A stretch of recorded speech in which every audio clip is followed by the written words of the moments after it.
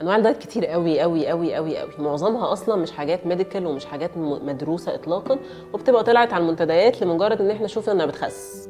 التمر باللبن ودايت البطيخ ودايت العصاير والكيميائي والكلام ده كله، دي حاجات مش مدروسه ومش ساينتفك ومش صح اصلا ان حد يجربها في نفسه.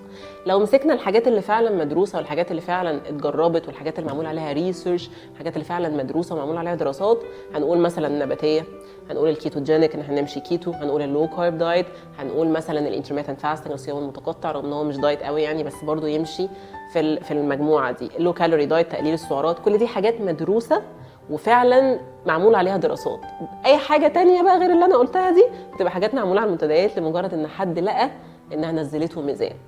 مريض سكر يمشي على ايه؟ خلينا متفقين ان مريض السكر المفروض هدفه الاساسي يكون انه يظبط سكر الدم اللي بالتبعيه هيخسسه. فاي دايت سعراته بقى قليله، الاكل فيه نباتي، الاكل فيه مش عارفه ايه، مخليني طول الوقت سكري طالع نازل، دي مش فكره صح اطلاقا لاي حد اصلا، وبالذات لمريض السكر. فلو مثلا دايت تقليل سعرات بس كل ساعتين باكل تفاحيه، كل ساعتين باكل جرانولا بار، غلط تماما. المفروض ادور على حاجه تستابلايز البلاد شوجر، تعمل انتظام في سكر الدم، ما يبقاش طول الوقت طالع نازل.